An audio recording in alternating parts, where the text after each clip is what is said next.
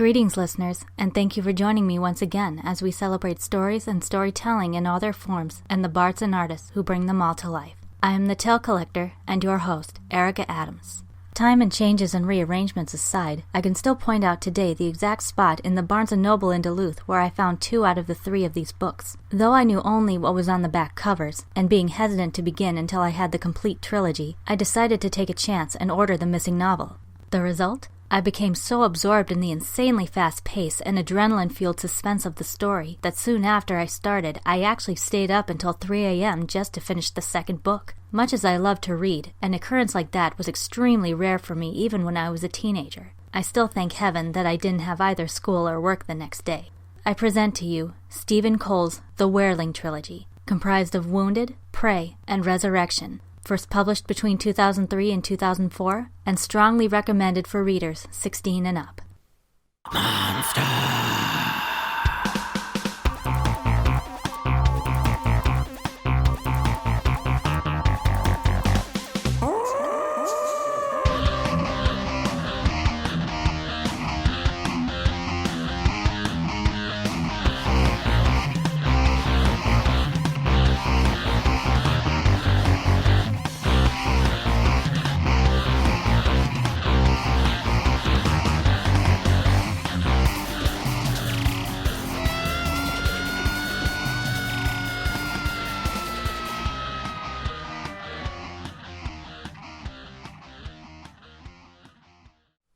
During a vacation with his family, 16-year-old Tom Anderson is attacked by a wild animal while alone in the woods. Miraculously surviving, he wakes up in the home and care of the Fallen family. Though grateful, Tom keeps requesting to go home to his parents, but the Fallens keep giving reasons why this is not possible, as though they don't want him to leave. This fear is soon confirmed when Tom discovers that his hosts are actually werewolves who have now turned him into one of their own in order to be a mate for their daughter, Kate. Fortunately for Tom, Kate will do anything to preserve her humanity and his, and vows to help him escape her bloodlusting family and seek out a mysterious medicine man said to be capable of curing newly turned werewolves. During their quest, they learn of a plot initiated by the evil albino wolf, Papa Takapa, which would pave the way for werewolves to become the world's new dominant species. Now, with almost every other wolf in the U.S. hot on their trail, Tom must learn to trust Kate while coping with his new other half, in order to stay alive long enough to stop Takapa and be cured.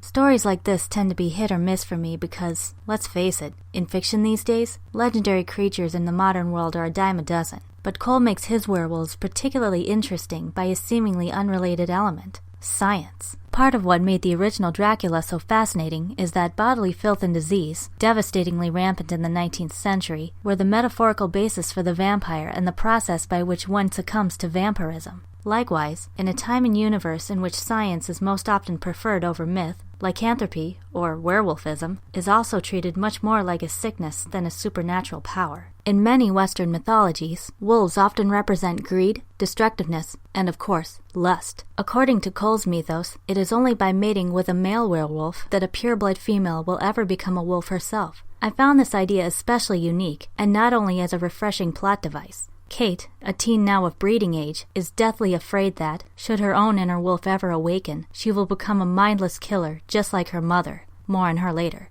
But the dread goes deeper than that. It would be like being invaded twofold: infection and rape, a heinous experience that she might possibly find herself enjoying, but would afterward make her feel forever unclean and unredeemable. Pages 2 through 4 of Wounded. Kate laughs feverishly as her bones begin to shift. Muscles tear and ripple. Teeth twist into spikes. Silken hair sprouts from every sweating pore. Her heart beats sure and strong. Soon she is bounding over rich-smelling earth. At last she feels alive. Feels she belongs. She catches the sharp smell of a frightened animal close by. She slips through undergrowth toward it. A deer, startled, bursts from its hiding place and starts to bolt. She matches it for pace, watches it swerve and dance with fear. Finally, she tires of the chase and slams the animal to the ground. Her claws tear into the deer's flank. Her jaws close around its throat, sharp teeth piercing the downy neck. Blood floods over her lips. It's everywhere, sweet and sticky. She is bathed in it. Exultant, she raises her head and howls her thanks to the moon. The scream tore out of Kate as her eyes snapped open. She jolted upright in her bed, trembling, gasping for air. She pressed her hands to her face, fingers searching the smooth, clammy skin as hot tears poured over them. Then she gagged. The dream had never been so vivid. The blood had never seemed so real. The moon was just a soft glow through her flimsy curtains, but Kate feared even that intrusion. She pushed sweat-drenched hair from her eyes and turned on her bedside light. Looking around at the familiar objects in the room, she reassured herself she was normal. For now. But the images of the dream wouldn't fade this time. The moon, the blood, the exultant wolf. That's going to be me, she thought, still trembling. That's what I'm going to become. Kate dreaded the day she would think those thoughts, not with fear and guilt and shame, but with pleasure.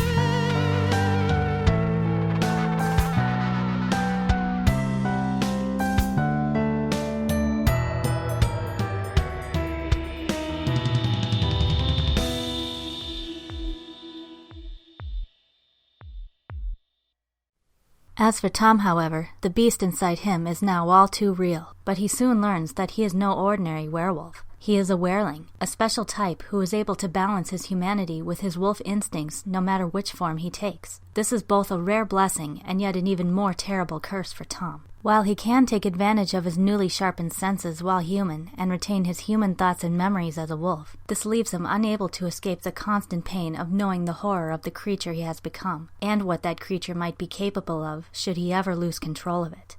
Pages 96 to 98. Suddenly there was a loud cry to their left. They saw a young woman in a headscarf, staring around frantically, her hand to her mouth. "My baby!" she gasped. "I went to get some change, and now—" She started shouting.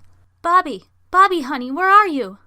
Tom saw a half-eaten crustless sandwich in the child's stroller. Concentrating, he could smell the peanut butter and grape jelly filling. He turned in a slow circle, trying to see if he can scent it anywhere.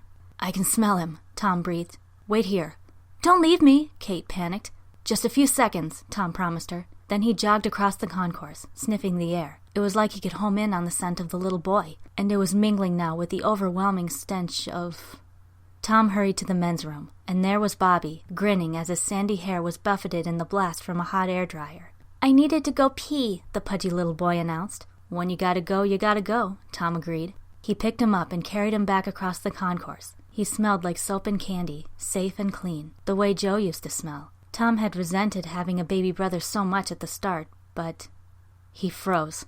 The smell of the plump little boy in his arms was making him salivate. "Here," Tom muttered, dumping Bobby in his mother's arms without another word.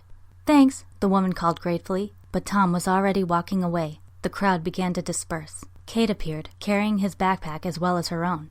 "What am I, the bellhop now?"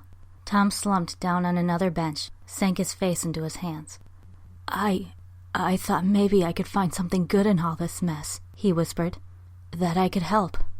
"You did help," Kate said softly, joining him. "You were right about the boy and you sniffed him out." Tom snorted. "I wanted to eat him." "But you didn't," Kate said quietly. "You drew on the wolf in you without letting it out. I've never seen that before." She smiled at him. "Hey, Wereling, perfect synthesis of man and wolf." "There's nothing perfect about me," Tom snapped. "What if next time that hunger hits me, I can't control it, can't stop myself?" Kate was silent for a long moment. "Come on," she said at last. "It's almost 5. We should get ready to board." And besides the personal ramifications of becoming werewolves, Tom and Kate also have to deal with enemies who couldn't be more demonic even in wolf form. Now, I've witnessed plenty of brutal antagonists in a multitude of stories, but Kate's mother, Marcy, is a real sadist in her own right. Like a junkie needing her fix, as Kate once puts it, Marcy sees almost every other creature as prey and loves nothing more than to rip any live piece of flesh into bloody shreds. Pages 54 through 55. But I need to go out and kill, said Marcy, like this was the most reasonable thing in the world. Marcy, the boy must be close to turning, Hal said reasonably. We need to be here for him when... Hal, baby, be here for me right now, okay? Please, I need to go out. Marcy was quieter now. Her slow, sly voice was somehow scarier than the yelling. I'm not strong and stoic like you. I can't live off cold, dead stuff my whole life. You go feeding too much. Stray too far. What part of this aren't you getting, Hal? Marcy sighed. She cupped his face. With each whispered word, a different nail gouged the skin on his cheek. I'm going outside tonight. And then there is Tecapa, who more than lives up to his Navajo namesake, eater of men. Underneath his sickly, corpse-like appearance lies a savagery that he flaunts and relishes with a psychosis as delicious as it is chilling. Pun intended. Pages 195 to 197. There was a rushing, eerie cracking sound, like ghosts bundling up a pile of dry sticks. Boo. Kate opened her eyes. She decided maybe she preferred the wolf. A naked man stood before her, early 50s maybe, stick-thin and covered in eczema. He looked half-starved. His ribs stuck out like blades through flaky skin. His stomach was sunken. His hips protruded like bone handles. A silver double helix dangled from the fleshy lobe of his right ear, while his left ear looked like it had been chewed clean off. His skin was pockmarked with the scars of old acne, and his eyes were a watery pink, the color of raw flesh. Abruptly he got up, walked over to one of the crates on the nearby rack, and pried off the lid. He scooped out a mass of crimson slush ice and pushed it greedily into his mouth like it was Ben & Jerry's or something. He shut his eyes and sighed dreamily. Love it when you get a clot. He held some under Kate's nose. Slush pop? It's blood, liver, and chili sauce. My own recipe. Between the awesome characters, both good and evil, and the intense plot twists, I found myself holding my breath more than once while trembling with excitement. During the numerous times a main character was captured, tortured, or in a fight, I kept asking myself, how the H are they going to get out of this mess?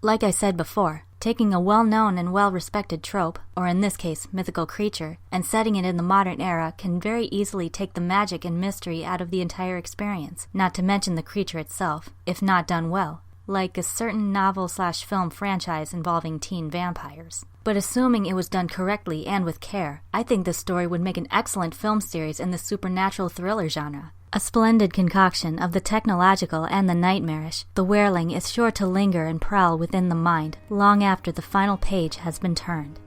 Gather round next time for another tale you may have forgotten or have never heard before. Until then, listeners, may inspiration always find you.